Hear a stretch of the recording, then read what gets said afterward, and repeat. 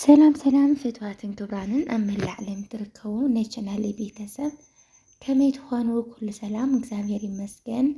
ቦገኔ ሰላምዬ ንስኻትኩም እውን በብዘለኹምዎ ሰላምኩም ብዛሕ ተረፍ ይበለለይ ክብራት ኣሕዋተይ እንኳዕ ድማ ናብ ቻናለይ ብሰላም መጻኹም ማለት እዩ ናይ ሎማዓንቲ ቪድዮ ዝኸውን ከዓኒ ዩቲዩብ ክንሰርሕ ደሊና ዩቲዩብ ይኸፍል እዩ ከምኡ እውን ኣብ ክንደይ ወርሒ ሰብስክራይብ ሽሕ ሰብስክራይብ ንበልዕ ኣብ ክንደይ ወርሕኻ ሞኔታይዜሽን ንኸውን ዩቲዩብ ከመይ ጌርና ክንጅምር ንኽእል ብዛዕባ ዩቲዩብ እሲ ንእሽተይ ይበልና ዝብልክናኒ ዝበልኩም ኣሕዋተይ ነይርኩም እና ብዛዕባ ዩቲዩብ የሎማዓንቲ ቪድዮ ክሰርሕ መፅእ ሰዓት ከብኸመይ ክንመልእ ኣለና ዩቲዩብ ሞኔታይዜሽን ኮይና ተኻፈልቲ ገንዘብ ክንከውን እሲ እንታይ ክንገብር ኣለና ንዝብል ሎማዓንቲ ሓፈሻዊ ሓቢርና ክንርኢና ማለት እዩ እስካዕ ቪድዮ ፍጻመ ተኸታተልዎ ንቻናለይ ሓደሽቲ ዝኾንኩም ሰብስክራይብ ነባራ ዝኾንኩም ከዓ ላይክ ሸር እናገበርኩም ኣበረታትዑኒ ማለት እዩ ላይክ ሸር ነትገበሩለይ ከዓ ካብ ልቢ እናመስገንኩ እየ እምበኣርክስ ቅድሚያ ግን ደቂ ዓበይቲ ወይ ማሕረይ ዩቲዩብ ካብ ሄጅ ጀሚርኩም እስካብ ያው ዩቲዩብ ንኽትከፍቱ ብዙሕ ፕሮሰስ ኣለዎ እዩ حزن أبنت شح سبسكرايب من بلع بتشازي خنسي ويكعني 14 ساعات مليها بتشاي كونن فورمو مراه لعلو فورمي مليئة لكن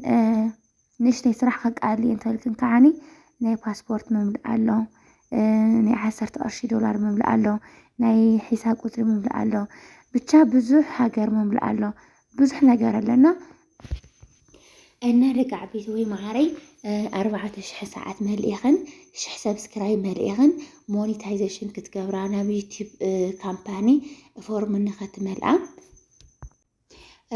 زخلو مسود أخن بيناي مالت بدل لا غير كني خنتم لا مالتي حزن أبنت كل نجارات عفيفكن كتينافت فورم ختمال أمثال كنسي زفلت سبسخات كنزيك ولا ناف حد حواتي لاسي نافلت أخلاص كيكا جيلن بخال إسب خمل أزجور أحواتي اللوا إنه ولا نحنت أبو علسي عشان حد جنزب كفيلا زي استخاخل اللوا 10 دولار نخمل حساب بنك نخأتوا باسبورت نخأتوا بتشابز حناجر إذا خلو عشان حد جنزب نخاف العين زي سرحونا كبرات حواتي بزي قدامي كافها اسكابها يوتيوب ناي مسرح على ما نزل لكم كاب ساعات مملأ جميروس كاب سبسكرايب مملأ كاو عني نابيتي كامباني شيريلو مستقبلو 10 دولار مالي وبعلو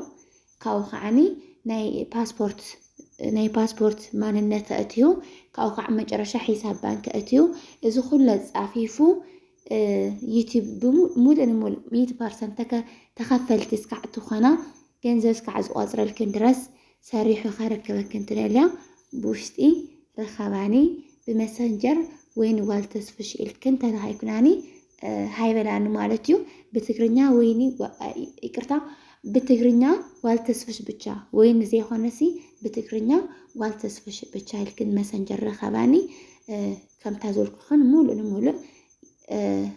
يوتيوب أدز أفيفو دولار سكعز وازر جيرو ساريح زركبك كنسب كرخبك نيخلي يوم مالتيو مكنياتهم لسخاتكن شح سبسكرايبنا 14 ساعات نملا بزح عمتات بزح ورحات يزود ما عبو لك بزح تكاتن قلواتن جزين يزيد اللي خم تتفلتو سلازي إذا خلو قد إفكن سخاتكن سكاب تخفلت تخانا قال إذا بيسرح لكن كفليتو مو تسمع معاه مالتيو حدث أيو كلاي كعني كبرات حواتي مالتيو يوتيوب يخفلن أنا سي سدت مرير نمو يوتيوب كسرح عديك مز كميتر أيو نزل كناني كبرات حواتي بمجمرة يوتيوب يخفلن نزل تيم ياخذ لكم جانا نقانسي ببحر خيرنا أو سعودي أين فوت أين تأيو ندع عرفت أزيرنا بزي حقاوين ورح مريض أنقانسي دومو زيلنا نطيق شعو كفنا ريجيبنا امنت ያው ብናይ ፈጣሪ ሓይል እዩ ዩቲዩብ ደግሞ ታይም ያخلكم በቃ ሕጽር በዝበለስ ይኸፍልን ፈረቃን እዩ ዩቲዩብ ማለት ናይ ሰብ ርሃቅ ዘይደሊ ሓቀኛ ካምፓኒ እዩ ማለት እዩ እና ብልክዕ ደግሞ ብዙሕ ዓይነት ስራሕታት ደኺመ ከይበልካ ሰልችኒ ከይበልካ እንተሰሪሕካ ኣሎ ዩቲዩብ ብደንቢ እዩ ዝኸፍለካ እዚ ክብለኩም ከለኹ ያው ንዓየይ እግዚአብሔር ይመስገን ንዓይ እውን ይኸፍለኒ እንዴ ከም ምኽፋል ግን ደሞ ምስቶም ዓበይቲ ዩቲዩበራት ክትሪእዎም ከለኹም ሕዚ ወላ እኒ ማጊ ሾው እኒ ያዳ ፕራንክ እኒ ብቻ ብዙሓት ኣለዉ ዩቲዩበራት ናይ ትግራይ ስሞም እኳ ብዙሕ እንተዘይጠቐስኩም ግን ብዙሓት ኣለዉ ሕዚ ንሳቶም ብጣዕሚ እዩ ዝኸፍሎም ካብኡ ከዓ ክብራት ኣሕዋተይ ካብ ተጋሩ ወፃኢ ኣብ ዘመምሃሩ ናይ ፍቑራት ኮይኖም ዝሰርሑ ድራማ እናሰርሑ ብዙሕ ገንዘብ ዘእቱ ዘመምሃሩ እነ ሃይሚ እነ ብሩክ እነ ሩት እነ አብርሽ እና ኣብ ዙርኦም ዘለዉ ሰባት እንተሪኢኹሞም እዚኣቶም ካብ ዩቲዩብ ወፃኢ ካሊእ ዓይነት ምንም ዓይነት ስራሕ የብሎምን ዩቲዩብ እና ቲክቶክ ቴሌግራም እዚኣት እዩ ስርሖም ናታቶም እምበር ናይ ግሎም ወይ ድንኳን ወይ ዝኾነ ድርጅት ህልዎም ይኾነን እንታይ ደኣ ብሶሻል ሚድያ ብቻ እዮም ዝሰርሑ ግን ከ ብወርሒ ሚልዮናት እዮም ዘእቱ ኣብ ሓደ ገዛን ሳይንቲቱን ኮይኖም ልዕሊ 2 ሚልዮን የእትዉ እዮም እዚ ካብ ምንታይ እዩ ካብ ዩቲዩብ እና ቲክቶክ ማለት እዩ ብበዝሒ ካብ ዩቲዩብ ግን ናታቶም ቪው ልዕሊ 1 ሚልዮን ግማሽ ሚልዮን ይርአየሎም እዩ ኣብ 2-3 መዓልቲ ካሊእ ስቕራ ንሕና እኮ ኣነ ሕዚ እናብርሽ እናሩታ ዓዲ ዓረብ ኣነ ንልዕሊ 5 ዓመት ተቐሚጠ እያ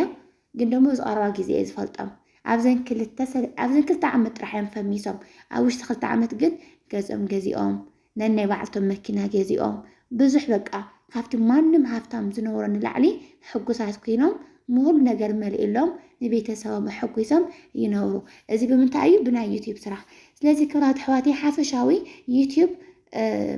ኣነግረኩም እንዳይ በቃ ብምንታይ እየ ገልጾ ዕድል እዩ እግዚአብሔር እንድሕር ደኣኒ ይሕለፈልኩም ኢልኩም ብሓንቲ ቪድዮ እውን ተሓልፈልካ እያ እና ዩቲዩብ ሕፅር ብዝበለ ብደንቢ ዝኸፍል ግን ናይ ሰብ ቪድዮ ኣይፈቱን ኮፒራይት ይሕዘኩም እዩ ናይ ባዕልትኩም ቪድዮ ሰሪሕኩም ዩቲዩብ ባዕሉ እውን የበረታትዐካ እዩ ማለት እዩ ስለዚ ሕፅር ብዝበለ ይኸፍል እዩ ካልኣይ ከዓኒ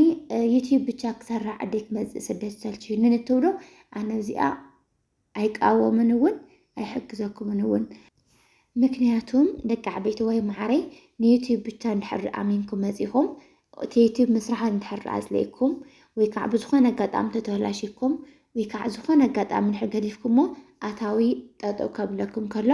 ያኔ ብጣዕሚ ኢኹም ክትናስሑ ስለዚ ዩቲዩብ ብጣዕሚ ተፈለጥቲ ፌመሳት ዓበይቲ ዩቲዩበራት እስካዕ ትኾኑ ድረስ ናይ ግልኹም ስራሕ ከየለይኩም እዩ ንኣብነት ኣብ ስደት እንድሕር ደኣ ኮይንኩም ዩቲዩብ ክሰርሕ እየ ዩቲዩብ ብቻ ክሰርሕ እየ ኢልኩም ምምፃእ ኣነ ኣይድግፎን እንታይ ደኣ ስደት ዘኸይደኩም ዓላማ ፈፂምኩም ዩቲዩብ ከዓኒ ከም ጎና ጎኒ ትሰርሕዎ እሞ ኣብ ዓብዪ ደረጃ ምስ በፃሕኩም ብጣዕሚ ተፈለጥቲ ምስ ኮንኩም ንሱ ብቻ ኣትኩረት ጌርኩም ክትሰርሕዎ ትኽእሉ ኢኹም እዚ ማለት ምስ ስራሕኩም ጎና ጎኒ ጌርኩም ድሕር ደኣ ሰሪሕኩም ወጣዒንኩም ክፍሊቱ እንታይ ዝኣክል እዩ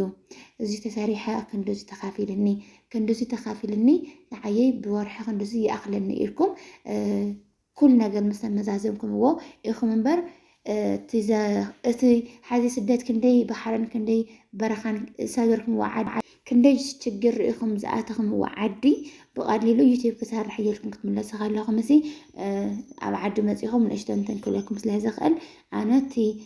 ዘውሰደኩም ዓላማ ፈፂምኩም መፂኹም ዩቲዩብ ደግሞ ጎና ጎኒ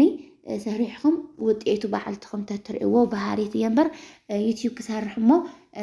ስደት ገዲፎ እየ ክመፅእ ስደት ማለት ኣብ ስደት ነበሩ ማለት ግን ኣይኮነን ዩቲዩብ ግን መጀመርያ ብጎና ጎኒ ስራሕኩም ጌርኩም ጀምሩ ወይ ክብለኩም ዝፈቱ እምበር ደቂ ዓበይቲ ወይ ማዕረይ ዝረዝሮ ኩሉ ሰብ ካብ ዜሮ ተበኪሱ እንድዩ ሓደ ናይ ባዕልቶም ዓቕሚ ይሓትት እዩ ካልኣይ ከዓኒ በቃ ከምዚ ንቕሓት ድሌት ኣተሓሳስባ ብዙሕ ነገር እዩ ዝሓትት ዩቲዩብ ማለት እዩ ግን ሕፅር ብዝበለ ኣነ እቲ ናብ ስደት ዝወሰደኩም ዓላማ ፈፂምኩም ተትመፅኡ ደስ ይብለኒ ማለት እዩ ክብራት ኣሕዋተይ ዩቲዩብ ከዓ ጎና ጎኒ እምበር ሙሉእ ግዜ ካብ ዝወስድ ዓይነት ስራሕ እውን ኣይኮነን ካልኣይ ከዓኒ ከም ዕድል እዩ መዓት ፈላጣት መዓት ኣቀናበርቲ ደስ ዝብል ቪድዮ ንፁር ካሜራ ሒዞም ብዙሕ ነገር ብዙሕ ግዜኦም ኣጥፊኦም ቪድዮ ክለቁ ከሎ ምንም ዘይረአየሎም ሰባት እኒአው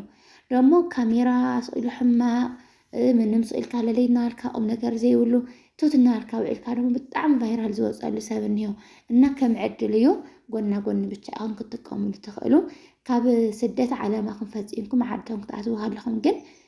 سرح لهم كتحزوا تخليهم مالتي كبرات حواتي إننا نهلو مع انتبيدي زيات مثل نيرا دزي لكم قوون تسفاي كبر